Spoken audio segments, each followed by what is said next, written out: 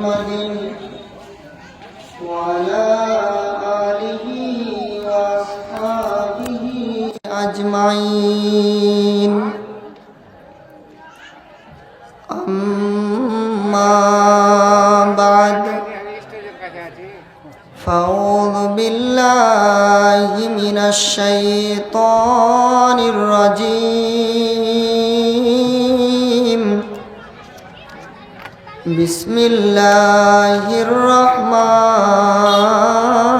الرحيم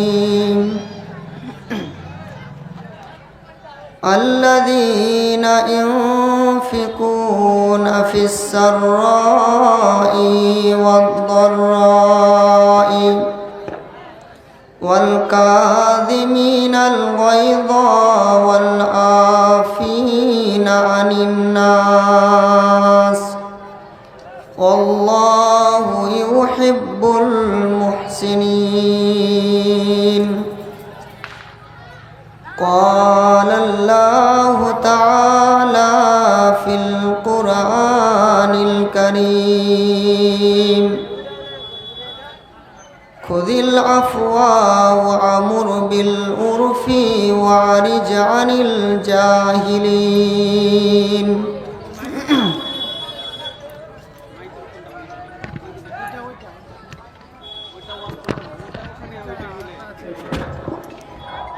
قال النبي صلى الله تعالى عليه وسلم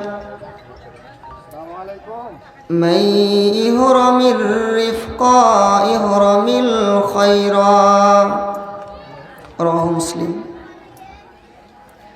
قال النبي صلى الله عليه وسلم من أوتي حظه من الرفق أوتي حظه من خير الدنيا والآخرة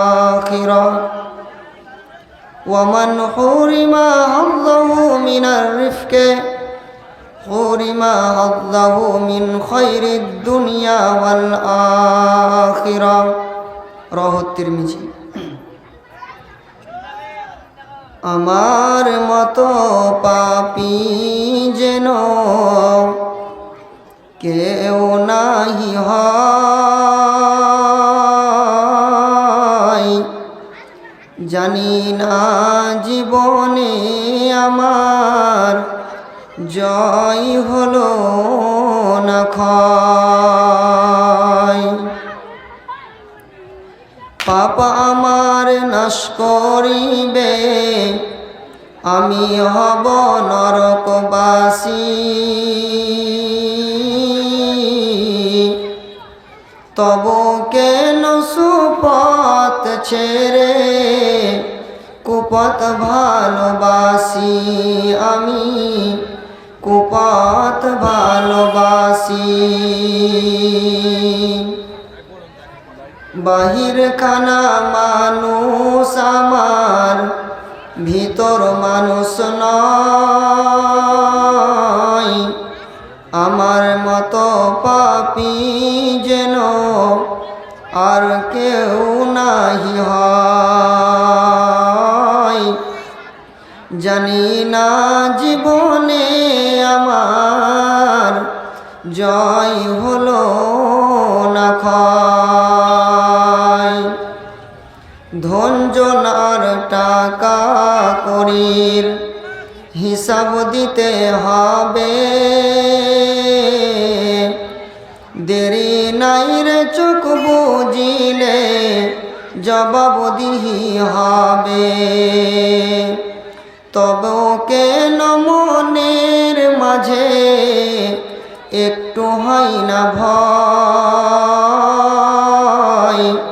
জানি না জীবনে আমার জয় হলো না ক্ষয় গো জয় হলো না ক্ষয় বাহির খানা মানুষ আমার ভিতর মানুষ নয় আমার মতো পাপী যেন আর কেউ নাহি হয়, জানি না জীবনে আমার জয় হলো না ক্ষয়। কোন মুখে করি ভরসা আল্লাহ ও রাসূলের উপরে, কোরআন হাদিস পায়ে দোলে কষ্ট দিলাম যারে, সেই কেন চিনবে আমায় যারে আমি চিনি না।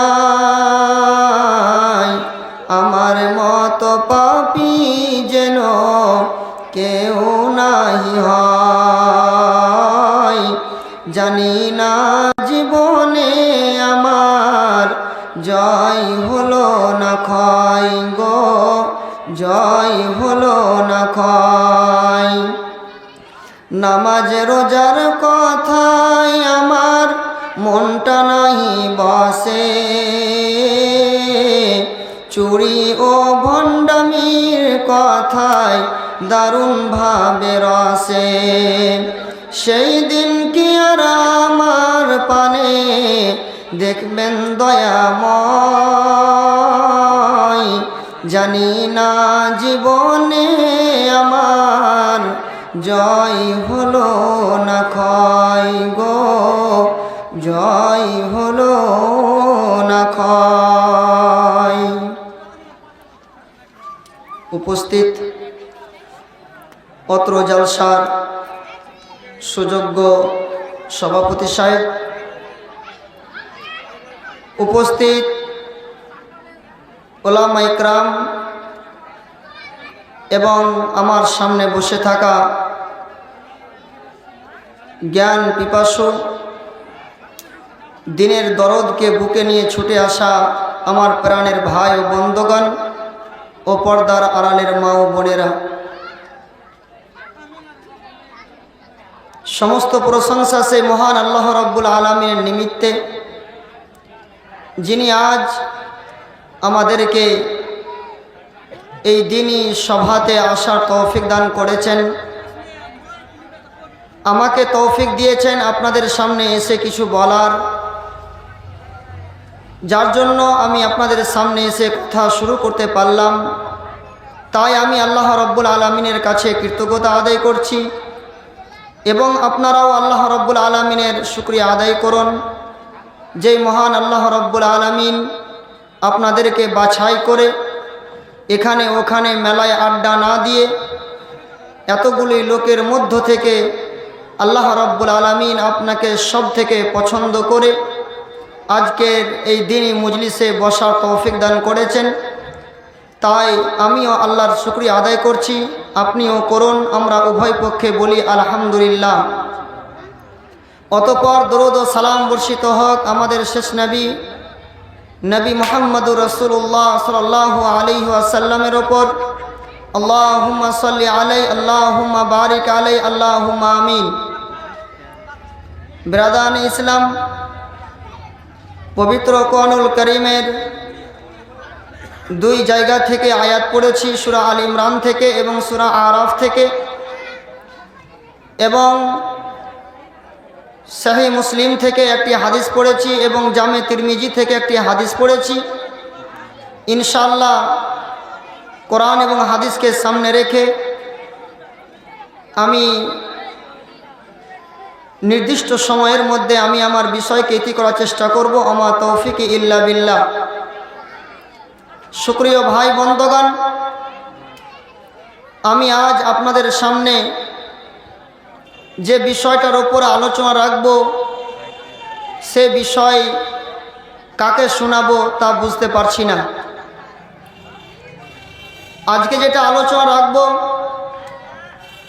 যেই আলোচনা আমাদের ছোট বড়, পুরুষ মহিলা আমাদের প্রত্যেকের জানা অপরিহার্য। যদি আমাদের ভিতরে এই সমস্ত বৈশিষ্ট্যগুলো থাকে, তাহলে আমাদের মাঝে ফিতনা, ফাসাদ, অশান্তি এইগুলো সব দূর হয়ে যাবে, কিছুই থাকবে না। আজকে যেটা আপনাদের সামনে আমি আলোচনার বিষয় পছন্দ করেছি এবং আপনাদের সামনে আলোচনা করব এই নিয়াত রেখেছি, সেটি হচ্ছে মানুষের সাথে আচার ব্যবহারের আদব। সাউন্ড খুব দিয়েন না, কমান, ঠিক সাউন্ড হয়ে যাবে। সুপ্রিয় ভাই বন্ধুগণ, আজ আমাদের সমাজে এটা অভাব। ছোটরা বড়দের সাথে কি ব্যবহার করবে, বড়রা ছোটদের সাথে কি আচরণ করবে, কিভাবে একে অপরের সাথে উঠা বসা করবে, চলাফেরা করবে, এই আদব আজ আমাদের মাঝে নেই। অতএব আপনাকে আমি কিছু আদব শিখাবার জন্য এসেছি। বিশেষ করে আমি অত্র গ্রামের ভাই বন্ধুদেরকে বলবো, মা বোনদেরকে বলবো, অন্য অন্য দিন আপনারা যেভাবে কাজে ব্যতিব্যস্ত ছিলেন সেইভাবে আজকে কাজে ব্যতিব্যস্ত না হয়ে এত টাকা খরচ করে যে আপনারা সভার কাজ আয়োজন করেছেন, আপনাদেরকে আমি অনুরোধ করছি আপনারা এখানে আসুন এবং আসার পরে যে সমস্ত ওলামায়ে কেরামদেরকে আপনারা দাওয়াত দিয়েছেন তাদের মূল্যায়ন করুন, তাদেরকে অপমান করিয়েন না। এটা আপনার কাছে আমি দাবি রেখে আমি আমার বক্তব্যের দিকে এগিয়ে যাচ্ছি। আর ওখানে ওই যুবক ভাইদেরকে বলছি, ভাই এই যুবকগুলো, হয় এখান থেকে চলে যাও আর না হলে এখানে বসো, সবাই এখানে এসো। মাইকের আওয়াজ ওখানে পৌঁছাচ্ছে না, পৌঁছায় না? ওই মোবাইল আলাগুলো এখানে সবাই এসেন, সবাই কাছে আসেন। আজকে আদবের কথা বলবো আর বেয়াদবি করবেন, এটা হতে পারে না। আসুন কিছু শিখুন। প্রথম যেটা আদব, মানুষের সাথে আচার ব্যবহারে চলাফেরা করতে গিয়ে যেটা প্রথম আদব সেটা হচ্ছে সালাম। প্রিয় নবী মুহাম্মদুর রাসূলুল্লাহ সাল্লাল্লাহু আলাইহি ওয়াসাল্লাম তো সালাম তিনি বলেছেন, আসসালামু ক্বাবলাল কালাম, কথা বলার পূর্বে আগে হবে সালাম, তারপরে কথা। সুপ্রিয় ভাই বন্ধুগণ, ইসলামের এই ব্যাপারে এমন কঠোর নির্দেশ রয়েছে যে যদি কেউ সালাম না দিয়ে কথা শুরু করে দেয় তাহলে তার সঙ্গে কথা বলতে হবে না। এমন ঘটনা রাসূলুল্লাহ সাল্লাল্লাহু আলাইহি সাল্লামের জিন্দেগিতে অনেক ঘটেছে, আমি সেইগুলো আপনার সামনে আলোচনা করার মতো সময় পাচ্ছি না। শুধু আপনাকে আমি ছোট ছোট করে কয়েকটি হাদিস এবং কোরআনের তর্জমা করে আপনাকে আমি বুঝাচ্ছি, আপনি খুব একটু মনোযোগ সহকারে কথাগুলো শুনুন। আমার সাথে আপনার সর্বপ্রথম যে সাক্ষাৎ হবে, যে দেখা হবে, এর জন্য যেটা প্রথম করণীয় তা কি? সালাম। কেন? যে সালামের পূর্বে কোনো কথা নেই, আগে সালাম হবে তারপরে কথা শুরু হবে। সুপ্রিয় ভাই বন্ধুগণ, যদি আপনি কাউরির বাড়িতে যান কাউরির সাথে সাক্ষাৎ করার জন্য, কাউরির সঙ্গে দেখা করার জন্য, তাহলে তার বাড়িতে প্রবেশ করার জন্য আপনাকে সালাম দিতে হবে এবং তার বাড়িতে প্রবেশ করার জন্য অনুমতি নিতে হবে। আজ দুঃখের বিষয়, আমরা যারা নিজেকে মুসলিম বলে দাবি করি অধিকাংশ মানুষ আমরা এই আদব জানি না। আর জানবো কি করে ভাই? যদি আমি আপনি মেলায় এইভাবে ঘুরে বেড়াই, যদি না শিখি তো জানবো কি করে? শোনান, যখন আপনি কাউরির বাড়িতে প্রবেশ করবেন আপনার জন্য যেটা প্রথম করণীয় সেটা হচ্ছে সালাম। অনুমতি নেবেন সালাম দিয়ে, অন্য কোনো কথা দিয়ে নয়। হ্যাঁ গো বাড়ির মালিক আছো, আর বিভিন্ন রকম করে ভাই আর ভাবি আর এই আর ওই, এইভাবে নয়, বরং আপনি অনুমতি নেবেন কিভাবে, আপনার কর্তব্য কি, ইসলাম আপনাকে কি শিখিয়েছে। এই মর্মে আল্লাহ রাব্বুল আলামিন পবিত্র কোরআনুল কারীমের সূরা আন-নূর 6 নম্বর 24 আয়াত নম্বর 27 এবং 28 তিনি আমাকে আপনাকে শিখিয়ে দিয়েছেন, তিনি ব্যক্ত করেছেন, তিনি কোরআনুল কারীমের আয়াত অবতীর্ণ করে দিয়ে তিনি আমাদেরকে তা বুঝিয়েছেন। ভাই সাউন্ডটা আরো একটু কমান। কি কথা বলছিলাম? আল্লাহ রাব্বুল আলামিন তিনি আমাদেরকে আদব শিখালেন যে যখন তুমি তোমার কোনো মুসলিম ভাইয়ের বাড়িতে যখন তুমি যাবে, যখন তুমি সাক্ষাৎ করবে, তোমার প্রথম যেটা কর্তব্য, তোমার জন্য যেটা প্রথম করণীয়, সেটা হচ্ছে সালাম দিয়ে তুমি অনুমতি নেবে। আল্লাহ রাব্বুল আলামিন তিনি বলছেন, ইয়া আইয়ুহাল্লাযীনা আমানু লা তাদখুলু বুয়ুতান গায়রা বুয়ুতিকুম হাত্তা তাস্তানিসু ওয়া তুসাল্লিমু আলা আহলিহা যালিকুম খায়রুল লাকুম ইন কুনতুম তা'লামুন। মহান আল্লাহ রাব্বুল আলামিন তিনি বলেন, ওরে আমার ঈমানদার বান্দারা, ওরে আমার ঈমানদার বান্দিরা, শুনে রেখো, লা তাদখুলু বুয়ুতান গায়রা বুয়ুতিকুম, তোমরা নিজেদের গৃহ ছাড়া তোমরা অন্যের গৃহে তোমরা প্রবেশ করতে যাবে না। নিজেদের বাড়ি ব্যতীত তোমরা তোমাদের চাচাতো ভাইয়ের বাড়ি, তোমার চাচার বাড়ি, তোমার আরও অন্যান্য প্রতিবেশীর বাড়ি তোমরা প্রবেশ করবে না, তোমরা ঢুকে যাবে না। কতক্ষণ পর্যন্ত? হাত্তা তাস্তানিসু, যতক্ষণ পর্যন্ত তুমি অনুমতি না নেবে। ওয়া তুসাল্লিমু আলা আহলিহা, যতক্ষণ পর্যন্ত তুমি সেই বাড়িওয়ালাদের ওপরে সালাম না দেবে, ততক্ষণ পর্যন্ত তুমি নিজের গৃহ ব্যতীত অন্যের গৃহে, নিজের বাড়ি ব্যতীত অন্যের বাড়িতে তুমি ঢুকতে যাবে না। আল্লাহ রাব্বুল আলামিন এই বিধানটা কেন দিলেন? আল্লাহ রাব্বুল আলামিন এই কথা কেন বললেন? তিনি বলছেন, জালিকা হুয়া খায়রুল লাকুম, ওরে আমার ঈমানদার বান্দারা শুনে রেখো, ওরে আমার ঈমানদার বান্দিরা শুনে রেখো, যদি তোমরা এই কাজটা করতে পারো তাহলে এটাই হবে তোমাদের জন্য অতি উত্তম, এটাই হবে তোমাদের জন্য ভালো, যদি তোমরা বুঝতে পারো। বুঝতে পারলে না বোঝা যাবে? ভাইজান, আমি তো বুঝি না, আমি তো শিখি না, আমার তো বুঝার মতো জ্ঞান নেই, তাহলে কি করে হবে? আল্লাহ রাব্বুল আলামিন শর্ত লাগালেন শেষে, কি?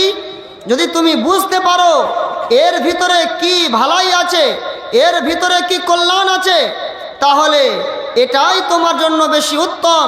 যখন তুমি অন্যের গৃহে প্রবেশ করবে তখন সালাম দিয়ে ঢুকবে। তারপর আয়াত আল্লাহ কি বলছেন? ফাইল্লাম তাজিদ ফিহা আহাদান, তুমি যার বাড়িতে প্রবেশ করতে যাচ্ছ, তুমি তার বাড়িতে যখন তুমি সালাম দেবে, অনুমতি নেবে, তুমি যদি সালামের কোনো জবাব না পাও, তুমি যদি তোমাকে যদি অনুমতি না দেওয়া হয়, ফাইল্লাম তাজিদ মান আহাদ ফাইল্লাম তাজিদ ফিহা আহাদান, তোমাদের মধ্যে যদি কোনো ব্যক্তি কোনো অনুমতি পারমিশন কোনো কিছু না পায়, তাহলে রাসূল আল্লাহ রাব্বুল আলামিন তিনি বলছেন যে তুমি তার বাড়িতে তুমি ঢুকতে যেও না, তুমি তার বাড়িতে প্রবেশ করতে যেও না। কতক্ষণ পর্যন্ত? হাত্তা ইস্তানা, যতক্ষণ পর্যন্ত তোমাকে অনুমতি না দেওয়া হবে। আর শুনে রেখো, ওয়া ইন কিলা রজিউ ফারজিউ, তুমি যার বাড়িতে অনুমতি নিতে গিয়েছো সেই বাড়িওয়ালা যদি তোমাকে বলে, ভাই এখন এই বাড়িতে ঢোকার তোমার জন্য সময় হবে না, এখন তোমাকে পারমিশন দেওয়া হবে না, তুমি এখন ফিরে যাও। আল্লাহ রাব্বুল আলামিন বলছেন, শুনে রেখো, বাড়িওয়ালা যদি তোমাকে বলে যে এখন আমার বাড়িতে তুমি ঢুকিও না, তাহলে তুমি জবরদস্তি করে তার বাড়িতে প্রবেশ করতে যেও না, বরং যদি বলে তাহলে তুমি সেখান থেকেই তুমি ফিরে যাও, সেখান থেকেই তুমি চলে এসো, এটাই তোমার জন্য হবে ভালাই, এটাই হবে তোমার জন্য কল্যাণকর। ভাইজান, আল্লাহ রাব্বুল আলামিন এই বিধান কেন দিলেন? দেখুন আমার বাড়ি কি অবস্থায় আছে না আছে, হঠাৎ করে আপনি আমার কাছে পারমিশন নিচ্ছেন, তো আমি এখন কি অবস্থায় আছি না আছি, আপনি সরাসরি ঢুকে যাবেন বা আমি সরাসরি ঢুকে যাব, এটা শিষ্টাচার নয়, এটা আদব নয়। হতে পারে এমন পরিস্থিতিতে আমি আছি যে আমি কোনো কাজে বা আর বিভিন্ন আমার বাড়ির মেয়ে ছেলেরা এমন পরিস্থিতিতে আছে যে হয়তো এই সময় পারমিশন দেওয়া যাবে না, তার জন্য আল্লাহ রাব্বুল আলামিন বিধান দিচ্ছেন যে শোনো, কিলা লাকুমুর জিউ ফারজিউ, যদি তোমাকে বলা হয় তুমি এখান থেকে ফিরে যাও, তাহলে তুমি জবরদস্তি তার বাড়িতে ঢুকিয়ে না, বরং তুমি অন্য টাইমে এসো, অন্য সময় এসো। ভাইয়েরা আমার, বন্ধুরা আমার, তাহলে আপনি যখন কাউরির বাড়িতে যাবেন, আপনি যখন কোনো মানুষের সঙ্গে সাক্ষাৎ করবেন, তখন আপনাকে কি করতে হবে? তার বাড়িতে ঢোকার জন্য অনুমতি নিতে হবে, তার বাড়িতে ঢোকার জন্য আপনাকে পারমিশন নিতে হবে। এই মর্মে দুটি ঘটনা আমি বলতাম, যাই হোক টাইম অল্প বলে আমি এই ঘটনাগুলো বলবো না। রাসূলুল্লাহ সাল্লাল্লাহু আলাইহি সাল্লাম, অনেক লম্বা হাদিস, রাসূলুল্লাহ সাল্লাল্লাহু আলাইহি সাল্লাম তিনি একদা সাদ বিন ওবাদার বাড়ি গিয়েছিলেন, আর সাদ বিন ওবাদার বাড়ি যাওয়ার পরে তিনি সালাম দিলেন, অনুমতি নিলেন। এখানে একটা কথা আমি ছোট করে বলে দিই যে যখন আপনি কাউরির কাছে পারমিশন নেবেন, তখন 1 ঘন্টা ধরে দাঁড়িয়ে আছেন আর সালাম দিয়ে যাচ্ছেন, এমনটা আদব নয়, বরং আপনি সালাম দেবেন 3 বার, 3 বারের বেশি নয়। কারণ হতে পারে যে আপনাকে সেই পারমিশন দিবে না, এমন হতে পারে আপনাকে লজ্জাতে কিছু বলতে পারছে না, এর জন্য আপনি 1 বার 2 বার 3 বার সালাম দেওয়া পরেও যদি আপনার কোনো অনুমতি না হয়, পারমিশন না হয়, সালামের জবাব না আসে, তাহলে 3 বার হয়ে যেতে গেলে আপনাকে ফিরে চলে আসতে হবে। আল্লাহ পাকের নবী সাদ বিন ওবাদার বাড়ি গেলেন, যাওয়ার পরে রাসূলুল্লাহ সাল্লাল্লাহু আলাইহি সাল্লাম সাদ বিন ওবাদার বাড়িতে গিয়ে তিনি সালাম দিচ্ছেন, আসসালামু আলাইকুম ওয়া রাহমাতুল্লাহ। সাদ বিন ওবাদা তিনি বাড়িতে ছিলেন, তিনি জবাব আস্তে আস্তে করে জবাব দিলেন, ওয়ালাইকুম আসসালাম ওয়া রাহমাতুল্লাহি ওয়া বারাকাতুহু। সাদ বিন ওবাদার জবাব আল্লাহ পাকের নবীর কানে আসেনি। সাদ বিন ওবাদা আস্তে আস্তে সালাম দিল, নিম্ন স্বরে সালামের জবাব দিল। বিশ্বনবী পুনরায় দ্বিতীয়বার সালাম দিলেন, আবার সালামের জবাব একই রকম আস্তে জবাব হলো। সাদ বিন ওবাদা জোরে আওয়াজ করলেন না। এবারে বিশ্বনবী তৃতীয়বার সালাম দিলেন, তৃতীয়বারেও সালামের কোনো জবাব হলো না। এই সময় বিশ্বনবী সেখান থেকে ফিরে চলে আসলেন, আর ফিরে চলে আসার পর যখন সাদ বিন ওবাদার বাড়ি থেকে যখন তিনি চলে গিয়েছেন, সাদ বিন ওবাদা ভাবছেন ব্যাপারটা কি, আল্লাহ পাকের নবী আমার বাড়িতে আসলেন, আর আসার পরে আমাকে 1 বার 2 বার 3 বার করে সালাম দিলেন। আমি তো চাইছি যে রাসূল আমার উপরে এখন দোয়া দিচ্ছেন, আসসালামু আলাইকুম, তোমার উপরে শান্তি বর্ষণ হোক, ওয়া রাহমাতুল্লাহ, তোমার উপরে রহমত বর্ষণ হোক, ওয়া বারাকাতু, তোমার উপরে বরকত বর্ষণ হোক। তাহলে রাসূলের জবান থেকে এত বড় আমি দোয়া পাচ্ছি, এর জন্য যদি আমি রাসূলকে যদি আমি একবারই জবাব দিয়ে দেই, তাহলে রাসূলের এই দোয়াটা আমি একবারই পাবো। এর জন্য সাদ বিন ওবাদা তিনি চাইছিলেন যে আমি আস্তে আস্তে করে জবাবগুলো দিই, আর বিশ্ব নবী আমার উপরে বারবার নবী আমাকে সালাম দেখ। এর জন্য সাদ বিন ওবাদা তিনি জবাব জোরে দিচ্ছিলেন না। কিছুক্ষণ যখন দেরি হয়ে গেল, কিছুক্ষণ যখন লেট হয়ে গেল, বিলম্ব হয়ে গেল, সাদ বিন ওবাদা এবার যদি দরজা খুলে বাড়ি থেকে বের হয়ে দেখছেন তো আল্লাহ পাকের নবী বাড়ি থেকে কিছুটা দূরে চলে গিয়েছেন। দূরে চলে যাওয়ার পরে সাদ বিন ওবাদা দৌড়ে গিয়ে রাসূলকে বলছেন, ইয়া রাসূলুল্লাহ, আপনি আমাকে সালাম দিয়েছেন, আমি সালামের জবাব দিয়েছি, আমি সালামের জবাব দিয়েছি, কিন্তু আপনাকে আমি সালামের জবাব জোরে এই জন্য দেই নাই যে আমি যদি একবার আপনাকে সালামের জবাবটা জোরে দিয়ে দেই, তাহলে আপনি যে আমার জন্য, আপনি নবী, আপনার মুখ থেকে যে এত বড় দোয়াগুলো বের হচ্ছিল, এই দোয়াটা আমার যে আমি মাহরুম হয়ে যাব, এর জন্য আমি এখান থেকে বঞ্চিত হয়ে যাব। আমি চাইছিলাম যে বারবার আপনি আমার উপরে সালাম দেন, আর এই সালামের এই দুয়ারগুলোর আমি অধিকারী হয়ে যাই। এর জন্য আল্লাহ পাকের নবী আমি এইভাবে নিম্ন স্বরে সালামের জবাব দিয়েছি, নবী গো চলুন, আপনি আমার বাড়িতে চলুন। সাদ বিন ওবাদা নবীকে সাথে করে নিয়ে আসলেন, আর সাথে করে নিয়ে আসার পরে তিনি করলেন কি, সাদ বিন ওবাদাকে কিসমিস দিয়ে রাসূল সাল্লাল্লাহু আলাইহি সাল্লামের মেহমানদারি করালেন। ভাইয়েরা আমার, অনেক লম্বা হাদিস, শুধু আপনাকে আমি এটাই বুঝাতে চাইছি যে আল্লাহ রাব্বুল আলামিনের বিধান, ইয়া আইয়ুহাল্লাযীনা আমানু লা তাদখুলু বুয়ুতান গায়রা বুয়ুতিকুম হাত্তা তাস্তানিসু ওয়া তুসাল্লিমু আলা আহলিহা। ওরে আমার ঈমানদার বান্দারা, ওরে আমার ঈমানদার বান্দিরা, তোমরা নিজেদের গৃহ ব্যতীত তোমরা অন্যদের গৃহে প্রবেশ করতে যাবে না, তোমরা নিজেদের বাড়ি ছাড়া অন্যদের বাড়িতে তোমরা ঢুকতে যাবে না, কতক্ষণ পর্যন্ত হাত্তা ততক্ষণ পর্যন্ত তোমরা অনুমতি না নেবে এবং যতক্ষণ পর্যন্ত তোমরা পরিবারের ওপরে সালাম না দেবে অতক্ষণ পর্যন্ত কাউরির বাড়িতে তোমরা ঢুকতে যাবে না। ভাইয়েরা আমার, আরেকটা ঘটনা আমি বলে দিই, না বললেও থাকতে পারছি না। আরেকটা ঘটনা কি, আবু মুসা রাদিয়াল্লাহু তাআলা আনহু তিনি একদা উমারের বাড়িতে গেলেন। উমর রাদিয়াল্লাহু তাআলা আনহুর বাড়িতে গিয়ে তিনি তো কোরআনের আয়াত শুনেছেন যে কাউরির বাড়িতে ঢুকতে গেলে 3 বার সালাম দিতে হবে, 3 বারের বেশি সালাম দেওয়া যাবে না। এজন্য আবু মুসা রাদিয়াল্লাহু তাআলা আনহু উমরের বাড়িতে যাওয়ার পরে 1 বার 2 বার 3 বার সালাম দিলেন। যখন সালামের জবাব আসলো না তখন আবু মুসা রাদিয়াল্লাহু তাআলা আনহু সেখান থেকে ফিরে চলে আসলেন। বেশ কিছুক্ষণ পর উমর হয়তো ভাবছেন যে হয়তো আবু মুসা ঢুকে যাবে, এই জন্য তিনি আর কিছু বলছেন না। আসলে উমর রাদিয়াল্লাহু তাআলা আনহু এই আয়াতটা তিনার কানে এখন পর্যন্ত পৌঁছায়নি, যার জন্য তিনি আর কিছুই বললেন না যে হয়তো আবু মুসা সালাম দিল, আবু মুসা হয়তো ঢুকে যাবে। যখন কিছুক্ষণ লেট হয়ে গেল, তখন তিনি করলেন কি, একজনকে বলেন উমর রাদিয়াল্লাহু তাআলা আনহু, দেখো তো আবু মুসার গলার আওয়াজ পেলাম, অথচ আবু মুসাকে এতক্ষণ পর্যন্ত আমার বাড়ির ভিতরে প্রবেশও দেখছি না, কারণটা কি? তিনি যদি দেখলেন তো আবু মুসা রাদিয়াল্লাহু তাআলা আনহু আর তিনি এখানে নেন চলে গিয়েছেন। তার পরের দিন কিংবা কিছুদিন পর হঠাৎ একদিন রাস্তাতে উমর রাদিয়াল্লাহু তাআলা আনহুর সঙ্গে আবু মুসার সাক্ষাৎ হয়ে গেল। আবু মুসার সঙ্গে যখন সাক্ষাৎ হলো তখন উমর রাদিয়াল্লাহু তাআলা আনহু আবু মুসা রাদিয়াল্লাহু তাআলা আনহুকে তিনি বলছেন, আবু মুসা, ব্যাপার কি? উম্মুক দিনে তুমি আমার বাড়িতে গেলে আর আমার বাড়িতে যাওয়ার পরে তুমি আমাকে সালাম দিলে, তারপরে আমি ভাবছি মনে হয় তুমি ঢুকবে, কিন্তু তুমি ঢুকলে না, ঘটনাটা কি আমি তো বুঝতে পারলাম না।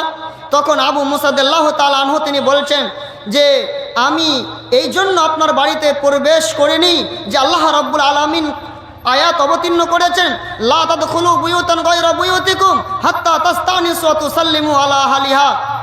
তিনি তো এই আয়াতটা পেশ করছেন না, শুধু তিনি এতটুকুই বলছেন যে 3 বার সালাম দেওয়ার পরে যদি জবাব না আসে তাহলে ফেরত চলে আসতে হবে, এটা রাসূলের বিধান, এর জন্য আমি চলে এসেছি। তখন উমর রাদিয়াল্লাহু তাআলা আনহু তিনি কঠোর মানুষ ছিলেন, তিনি বলছেন, শোনো, তুমি যে কথাটা বললে তুমি আর প্রমাণ নিয়ে এসো, যদি প্রমাণ না নিয়ে আসতে পারো তাহলে তোমাকে সাজা দেওয়া হবে। আবু মুসা নরম মানুষ, তিনি থরথর করে কাঁপতে কাঁপতে আনসারদের মজলিসে গেলেন।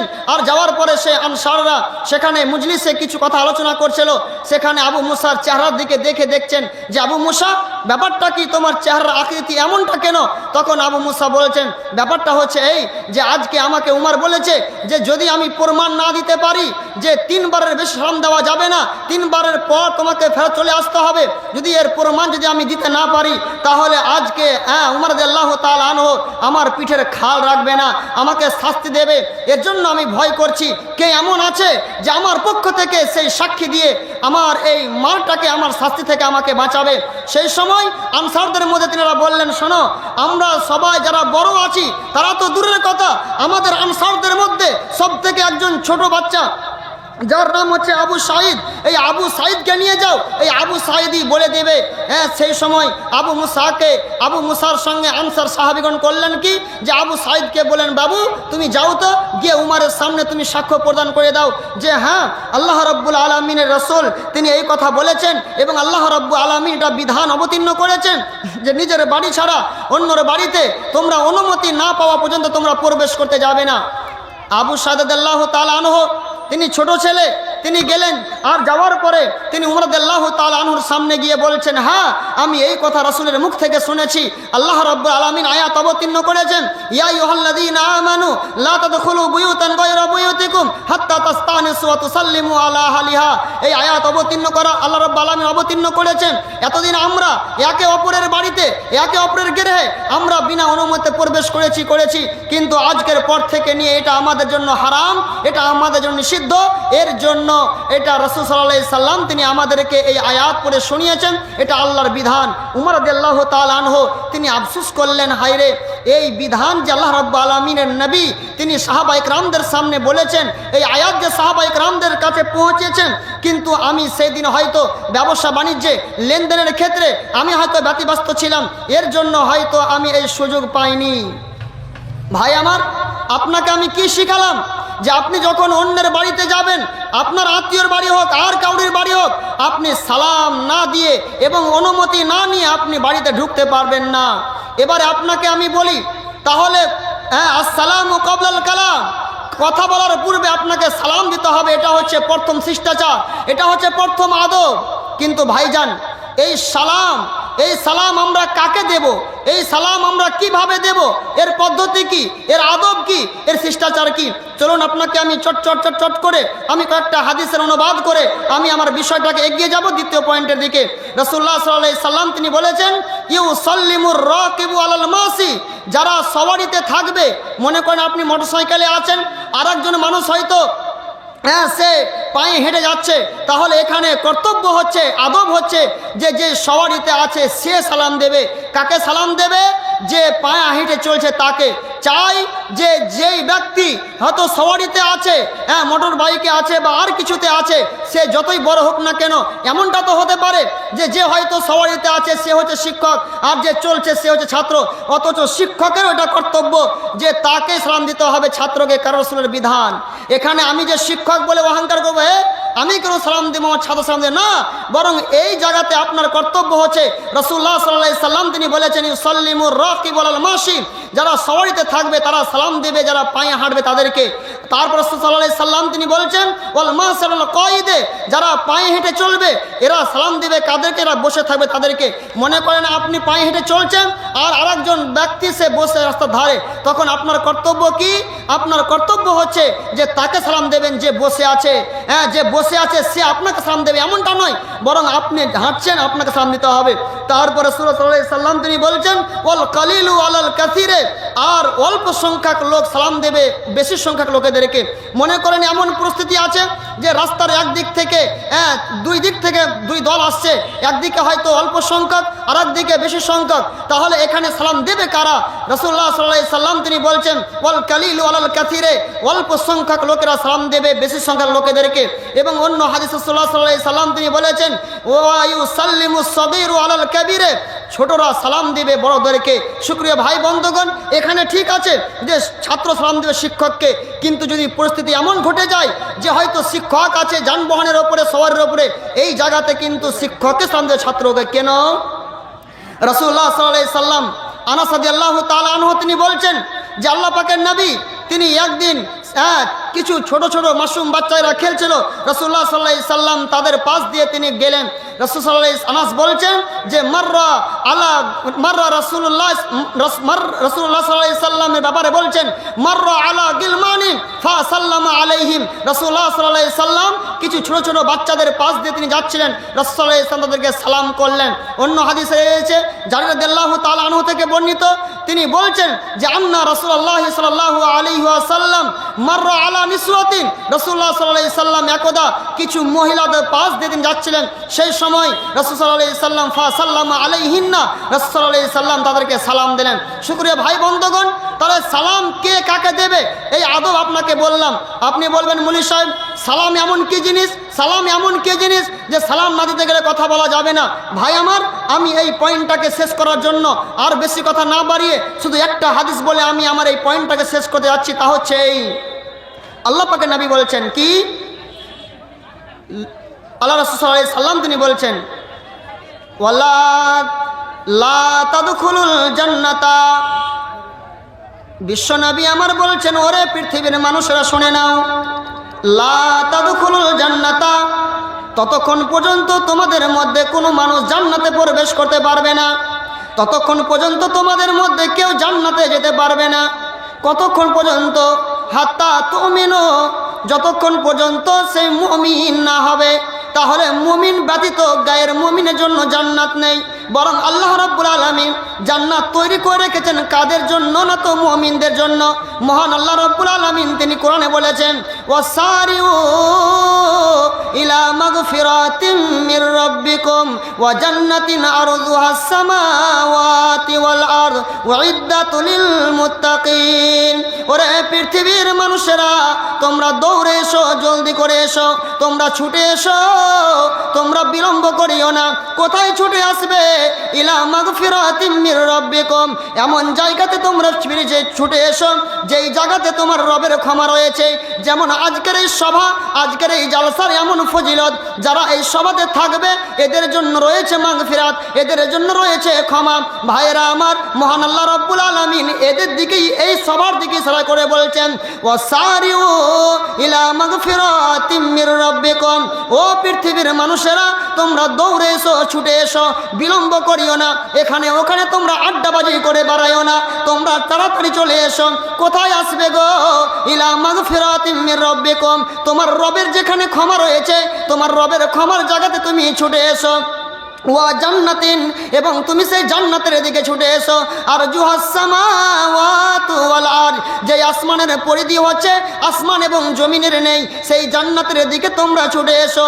উইদ্দাত লিল মুত্তাকিন, শুনে রেখো, শুনে রেখো, এই জান্নাত তৈরি করা হয়েছে মুমিনদের জন্য। ভাই রে, বোন রে, মা রে, আপনাকে আমি ওই হাদিসটা বুঝাচ্ছিলাম কি, বিশ্ব নবী আমার বলছেন লা তাদখুলুল জান্নাতা, ততক্ষণ পর্যন্ত তোমরা জান্নাতে যেতে পারবে না, কতক্ষণ পর্যন্ত? হাত্তা তুমিনু, যতক্ষণ পর্যন্ত তোমরা মুমিন না হতে পারবে। তাহলে মুমিনদের জন্য রয়েছে জান্নাত। এবারে তাহলে আমি মুমিন হব কি দিয়ে? মুমিন হওয়ার পরিচয় কি? বিশ্ব নবী আমার বলছেন ওয়ালা তুমিনু, ও পৃথিবীর মানুষেরা শুনে নাও, ততক্ষণ পর্যন্ত তোমরা মুমিন হতে পারবে না, কতক্ষণ পর্যন্ত তোমরা মুমিন হতে পারবে না? তাহাবাবতুম, যতক্ষণ পর্যন্ত তোমাদের একে অপরের মাঝে মহব্বত না থাকবে, যতক্ষণ পর্যন্ত তোমাদের একে অপরের মধ্যে ভালোবাসা না থাকবে, ততক্ষণ পর্যন্ত তোমরা মুমিন হতে পারবে না। তুমি যদি মুমিন হতে চাও, তাহলে তোমার প্রতিবেশীর সঙ্গে, তোমার আরো বিভিন্ন পৃথিবী যত প্রকার মানুষ আছে, সবার সঙ্গে তোমার মহব্বত থাকতে হবে, সবার সঙ্গে তোমার ভালোবাসা থাকতে হবে। যখন তোমার ভিতরে ভালোবাসা জন্মাবে, তখন তুমি মুমিন হতে পারবা, আর মুমিন হতে গেলে তুমি জান্নাতে যেতে পারবা। নবী আমার বলেছেন শোনো, তুমি কি করে তোমার ভালোবাসা বাড়বে? ইদা ফালতুমুহু তাহাবাবতুম, ওরে আমার সাহাবীরা শোনো গো, আমি কি তোমাদেরকে বলে দেব না যে এমন কি কাজ আছে যে কাজ করতে গেলে মানুষের সঙ্গে ভালোবাসা বেড়ে যাবে? এমন কি কর্ম আছে যে কর্মটা করতে গেলে আপনার মধ্যে মহব্বত বেড়ে যাবে? রাসূলুল্লাহ সাল্লাল্লাহু আলাইহি সাল্লাম তিনি বলেছেন আফসুস সালামা বাইনাকুম, তোমরা একে অপরের মাঝে তোমরা বেশি বেশি করে সালাম বিনিময় করো। যখন তোমরা একে অপরের মাঝে বেশি বেশি করে সালাম বিনিময় করবে, তখন তোমাদের মাঝে মহব্বত তৈরি হয়ে যাবে। যখনই মহব্বত তৈরি হয়ে যাবে, ততক্ষণ তুমি মুমিন হয়ে যেতে পারবে। যখন মুমিন হয়ে যাবে, তখনই তুমি জান্নাতে যেতে পারবে। ভাইজান, আপনি সালামকে যেমন তেমন মনে করছেন, তাই না? যাক, এই বিষয়ে আরও অনেক কথা রয়েছে, আমি এবার দ্বিতীয় পয়েন্ট যাচ্ছি। তাহলে এতক্ষণ পর্যন্ত আপনাকে আমি কি শিখালাম? আপনার সঙ্গে যখন আমার দেখা হবে, তখন আমার কি কর্তব্য? আগে সালাম না কথা? কথা বলুন, কি গো? কথা মনে হয় বুঝতে পারেন। আগে সালাম, তারপরে কথা, তারপরে দ্বিতীয় নাম্বার কি? দেখবেন অনেক মানুষ আছে যে সালাম দেবে তো মনটা ভারী করে দেবে, সালাম দিচ্ছে আসসালামু আলাইকুম, এদিকে লোক আছে এদিকে মুখ করে দিচ্ছে, এমন থাকে না? এরকম থাকে না? না, এটা আদব নয়, এটা শিষ্টাচার নয়। শুনে রাখুন, বিশ্ব নবী তিনি বলছেন লা তাহকিরান্না মিনাল মারুফে শাইআন, তোমরা কোনো নেকির কাজকে তুচ্ছ মনে করবে না, এটা তো সামান্য জিনিস, এটা তো সামান্য নেকির কাজ। লা তাহকিরান্না মিনাল মারুফে শাইআন ওয়ালাউ আন্না তালকা আখাকা বিওয়াজহিন তালকিন, এমনকি যদি তোমার ভাইয়ের সামনে তোমার হাসি উজ্জ্বল মুখটা থাকে, এ তোমার ভাইয়ের সঙ্গে যখন দেখা হবে, তোমার ভাইয়ের সঙ্গে দেখার সময় হাসি উজ্জ্বল মুখ, এটাও তোমার জন্য সাদকা, এটাকে যেমন তেমন জিনিস মনে করিও না। ভাইজান, তাহলে আপনার সঙ্গে আমার দেখা হবে, তাহলে আমি কোনো রকম কষ্ট মষ্ট করে সালামটা দিলাম, শুধু সালাম দিতে হবে না, বরং সালামটা দিতে হবে একটু মুখটাকে হাসি উজ্জ্বলভাবে হেসে হেসে। কথা বুঝতে পারছেন? আর যদি আপনি যদি মন ভারী করে সালাম দেন, ওই বুঝে নিবে সালাম মানে ঠেলাই দিল, আসলে তো সালাম দেওয়ার ইচ্ছা ছিল না। আপনার সালাম দিয়ে সেই ব্যক্তির সাথে মহব্বত বাড়বে না কমবে? কথা বলুন, মহব্বত বাড়বে না, বরং সালাম যে মানুষের মধ্যে মহব্বত বাড়াবে। কখন বাড়াবে? সালাম যখন দেবেন তখন মুখটা দেবে হাসি উজ্জ্বল। রাসূলুল্লাহ সাল্লাম তিনি কি বলছেন? তাবাসসুমুকা বিওয়াজহি আখিকা লাকা সাদাকাতুন, তোমার ভাইয়ের সামনে তোমার হাসি উজ্জ্বল মুখ, এটা হচ্ছে তোমার জন্য একটা সাদকা। তাহলে এটা তুমি নেকি। আল্লাহ রাব্বুল আলামিন নবী অন্য হাদিসে বললেন, তোমরা কোনো নেকির কাজকে তোমরা ছোট মনে করবে না। তোমার ভাইয়ের সামনে হাসি উজ্জ্বল মুখ, এটাও একটা নেকির কাজ। অন্য রাওয়ায়াতে নবী আমার বললেন, তাবাসসুমুকা ফি ওয়াজহি আখিকা লাকা সাদাকাতুন। তোমার ভাইয়ের সামনে তোমার হাসি উজ্জ্বল চেহারাটা, তোমার ভাইয়ের সামনে তোমার হাসি উজ্জ্বল মুখটা, এটা হচ্ছে তোমার জন্য সাদকা। তাহলে কয়টা পয়েন্ট হলো? দুটা। আমি টাইম নিয়ে চলে যাচ্ছি। নাম্বার 3 নম্বর আদব কি? এবারে তাহলে সালাম হলো, আর সালাম হওয়ার সময় মুখটা কেমন থাকবে বললাম? কি থাকবে বললাম? হাসি উজ্জ্বল মুখ থাকবে, হাসি হাসি মুখ থাকবে। এরপরে আপনাকে শুরুতে কি বললাম? আসসালামু ক্বাবলাল কালাম, আগে সালাম তারপরে কালাম। এবারে যে আপনি কথা শুরু করবেন, তো কথা কি শুরু করবেন? যা মনে আসছে তা বলবেন নাকি? না, সালাম কথা বলতে গেলে ভেবে চিন্তে কথা বলতে হবে, মেপে কথা বলতে হবে। শোনেন, মা ইয়ালফিযু মিন কাওলিন ইল্লা লাদাইহি রাকিবুন আতীদ। মানুষের জবান থেকে যে কোনো বাক্য বের হবে, আমি যে বাক্যগুলো বার করছি এইগুলো সব আমার ঘরে যেই ফারিস্তাগুলোকে আল্লাহ রাব্বুল আলামিন হেফাজত স্বরূপ তিনি রেখেছেন, আমাদের সেইগুলোকে লিপিবদ্ধ করেছেন। চাই আমি ভালো কথা বলি, চাই আমি খারাপ কথা বলি, প্রত্যেকটা কথা আমার রেকর্ড হচ্ছে। এই জন্য আল্লাহ রাব্বুল আলামিন তিনি বলেছেন কি, মা ইয়ালফিযু মিন কাওলিন ইল্লা লাদাইহি রাকিবুন আতীদ। মানুষের জবান থেকে, মানুষের মুখ থেকে যে কোনো কথা বের হয়, প্রত্যেকটা কথাকে লিপিবদ্ধ করে নেওয়া হয়। অতএব কথা বলার সময় মেপে কথা বলতে হবে, কথা বলার সময় সাবধানে কথা বলতে হবে। তো কথাটা বলবো কেমন? আল্লাহ রাব্বুল আলামিন তিনি বলেছেন, ওয়াকুলু লিন্নাসি হুসনা। যখন তুমি কথা বলবে মানুষের সঙ্গে, তখন তুমি ভালো ভালো কথা বলবে। এটা আল্লাহর বিধান, আল্লাহ রাব্বুল আলামিন এই বিধান দিলেন। এবারে আমরা চলি একটা হাদিস আপনাকে দেখাই। বিশ্বনবী আমার বলছেন, মা কানা ইউমিনু বিল্লাহি ওয়াল ইয়াউমিল আখির। ও পৃথিবীর মানুষেরা গো, তোমাদের মধ্যে যাদের আল্লাহর উপরে বিশ্বাস আছে, যাদের আখিরাতের উপরে বিশ্বাস আছে, শুনে রেখো, ফালিয়াকুল খায়রান। যখন তুমি তোমার জবান থেকে যখন কথা বার করবে, যখন তুমি তোমার মুখমণ্ডল থেকে কথা বার করবে, ফালিয়াকুল খায়রান, তখন তুমি ভালো কথা বলবে। তোমার যদি ভালো কথা যদি মুখ থেকে বের না হয়, তাহলে তুমি করবে কি? তুমি চুপ থেকে যাবে, তুমি কথা বলতে যাবে না। ফালিয়াকুল খয়রান আও লিয়াসমুত, হয় তুমি কথা বলবে ভালো কথা, আর না হলে তুমি চুপ থেকে যাবে। আজো বাজো আর ইয়ারকি আর ফুচকামো আর যা মন আসছে তা এই কথা বলা যাবে না। তাহলে কয়টা আদব শিখলাম? তাতে যাচ্ছি। 3টা হলো। নাম্বার 4 নাম্বার কি? এবারে দেখবেন অনেক মানুষ আছে যে ভালো কথাটাও খারাপ মনে হয়। কেন বলেন তো? কথা বলার একটা ভঙ্গিমা, কথা বলার একটা টেকনিক, যে ভালো কথা বলছে তো ভালো কথাটা রেগে বলছে, তো যদি আলগা মানুষ হয় তো বলবে এই লোকটা আমাকে এইভাবে কথা বলছে। আসলে অনেক মানুষ আছে যে কথাটা তার ওরকম জোরেই হয়। এর জন্য 4 নম্বর আদব যেটা হচ্ছে তা হচ্ছে এই যে কথা বলার সময় আপনাকে কি করতে হবে? আপনাকে নিম্ন স্বরে কথা বলতে হবে। আল্লাহ রাব্বুল আলামিন সূরা লুকমানে তিনি এই কথা তিনি এই বিধান দিয়েছেন কি, রাসূল সাল্লাল্লাহু আলাইহি সাল্লাম তিনি বলেছেন যে ওয়াগজুজ মিন সাউতিকা, যখন তুমি কথা বলবে তখন তোমার কথার আওয়াজ হবে নিম্ন স্বরে। যাক, আমি আর এই আয়াতের ব্যাখ্যা করছি না।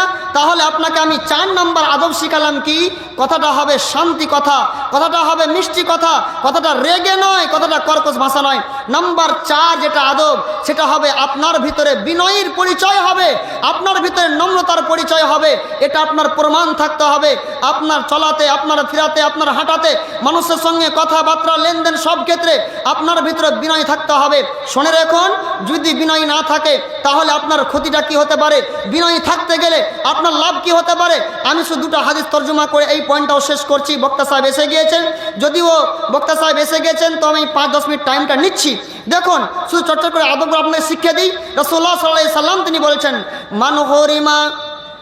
মান হুরিমা হাযদাহু মিনার রিফকে হুরিমা হাযদাহু মিন খায়রিদ দুনিয়া ওয়াল আখিরা।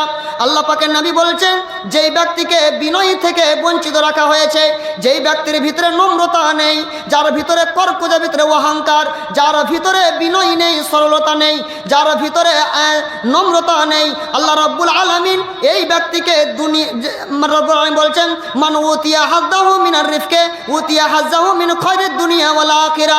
যার ভিতরে নম্রতা আছে, আল্লাহ রাব্বুল আলামিন তাকে দুনিয়া এবং আখিরাতের সমস্ত কল্যাণ তার ভিতরে দিয়ে দিয়েছেন। সুবহানাল্লাহ। তাহলে মানুষের ব্যবহারের সব কিছু, তাহলে বিনয়ী এমন একটা জিনিস, আপনার ইহকালের সব নিয়ামত আপনি পেয়ে গিয়েছেন এবং পরকালেও পেয়ে যাবেন। ভাই আমার টাইম নেই বলে আমি একটু স্পিডে বলছি, কথা ধ্যান দিয়ে শোনান। তারপরে নবী আমার বলছেন, ওমান হুরিমা হাদ্দাহু মিনার রিফকে হুরিমা হাদ্দাহু মিন খায়রিদ দুনিয়া ওয়াল আখিরা। যার ভিতরে বিনয় নেই, যার ভিতরে নম্রতা নেই, যাকে নম্রতা থেকে বঞ্চিত করা হয়েছে, তাকে ইহকাল এবং পরকালের সমস্ত কল্যাণ থেকে বঞ্চিত করা হয়েছে। ভাইজান আমার, একদা ইহুদিদের জামাত রাসূলুল্লাহ সাল্লাল্লাহু আলাইহি সাল্লামের কাছে আসলো, আর আসার পরে রাসূলুল্লাহ সাল্লাল্লাহু আলাইহি সাল্লামকে তারা বলল, আসসালামু আলাইকুম। আচ্ছা, আমি একটা ব্যাখ্যা করছি না, আসসালামু আলাইকুম এর মানেটা কি বলেন তো? আমরা অনেক মানুষ আজ সালাম দিতে যাই না, সালামু আলাইকুম, আর যেভাবে পারি আমরা আধখানিক ভিতরে আধখানিক ওপরে। ভাই সালামটা মুলবিদের কাছে ভালো করে শিখে নেবেন। আচ্ছা বলুন তো, আসসালামু আলাইকুম কথাটা ভালো না খারাপ? যারা সাধারণ মানুষ আছেন আলেম ওলামা বাদ দিয়ে, ভালো না খারাপ গো? ভালো না? ভালো নয়, খারাপ। এর অর্থ কি? আসসালামু আলাইকুম। ইহুদিদের জামাতেরা এসে নবীকে বলল, আসসালামু আলাইকুম এর মানেটা কি? যে তোমার মৃত্যু হোক। এবার ভালো না খারাপ বলেন? হ্যাঁ, তোমার মৃত্যু হোক। দেখবেন ছেলেরা ধৈর্য ধরতে বেশি পারে, কিন্তু মেয়েদের ধৈর্য একটু কম। ওই জায়গাতে উম্মুল মুমিনিন আয়েশা, আমাদের মা আয়েশা উপস্থিত ছিলেন। সেই সময় বিশ্বনবী শুধু জবাবে বললেন ওয়ালাইকুম, আর কিছু বললেন না, মানে তোমাদেরও, আর কিছু বললেন না, কথাকে বাড়াতে গেলেন না। কিন্তু উম্মুল মুমিনিন আয়েশা তিনি দেখলেন, আরে আমার স্বামীকে এর লোকগুলো এমন কথা বলবে, তাদের সাহস কি করে হতে পারে? এর জন্য আয়েশা বলে ফেলল কি, ওয়াসসালামু আলাইকুম ওয়ালানাকুমুল্লাহু ওয়া গাদিবা আলাইকুম। উম্মুল মুমিনিন আয়েশা কিছু কথাকে বাড়িয়ে দিলেন, যে তোমাদেরও মৃত্যু হোক, তোমাদের উপরে আল্লাহর লানত বর্ষণ হোক, তোমাদের উপরে আল্লাহর গজব বর্ষণ হোক। বিশ্বনবী আয়েশাকে বলছেন, আয়েশা মাহলানিয়া আয়েশা, এই আয়েশা তুমি চুপ হয়ে যাও, এই আয়েশা তুমি চুপ করে যাও। ইন্না, তুমি কি করো? ইয়াকে ওয়ালুনফা ওয়ালফুসা, তুমি নির্লজ্জা এবং ফাহিশা কথা থেকে এবং কর্কশ কথা থেকে তুমি নিজেকে বাঁচাও। আল্লাহ পাকের নবী যখন আয়েশাকে বলছেন, আয়েশা মাহলান আয়েশা, আয়েশা চুপ করে যাও, তখন আয়েশা বলছেন যে আউলাম তাসমা ক্বালো, আল্লাহ পাকের নবী আপনি কি শুনতে পেলেন না? এরা আপনাকে কি বলল? তো আমি এদেরকে কেন বলবো না? আমি তো এই জন্য বললাম। তো রাসূলুল্লাহ সাল্লাল্লাহু আলাইহি সাল্লাম দেখলেন যে না, আয়েশা তো এখন আরো তেজ বেড়ে গেছে। তখন রাসূলুল্লাহ সাল্লাল্লাহু আলাইহি সাল্লাম ঠান্ডা মাথায় বলেছেন, বিবি রে আউলাম্মা তাসমাই, তুমি কি বুঝতে পারোনি যে আমি কি জবাব দিয়েছি? রদ্দাতু আলাইহিম, তারা যা বলেছিল আমি তো তাই বলে দিয়েছি। শুনে রেখো আয়েশা, ফাইস্তাজাবু লাহুম ফাইস্তাজাবু লি ফাহুম, আমি যদি তাদেরকে বদদুয়া দিয়ে দেই তাহলে আমার বদদুয়াটা লেগে যাবে। ওয়ালা ইস্তাজাবু লাহুম ফিয়া, কিন্তু তারা যদি আমার উপরে বদদুয়া দিয়ে দেয় রে আয়েশা, তাদের বদদুয়া আমার উপরে তাদের বদদুয়া কবুল হবে না, তাদের বদদুয়া আমার উপরে লেগে যাবে না। আমি নবী, আমার দ্বারা দিয়ে এমন কথা বলা যাবে না। অতএব আয়েশা মাহলানি আয়েশা আলাইকা বিররিফকা ইয়াকা ওয়ালুনফা ওয়ালফুসা। ভাইরা আমার, তারপরে 5 নম্বর হয়ে গেল। 6 নম্বর যেটা আদব, শর্টে আপনাকে বলছি, তা হচ্ছে এই যে আপনার পাড়া প্রতিবেশী বা আর কেউ যদি আপনার কি করে, অন্যায় করে দেয়, ভুল করে দেয়, অপরাধ করে দেয়, তাহলে আপনাকে ক্ষমা করে দিতে হবে। আল্লাহ রাব্বুল আলামিন তিনি কি বলছেন?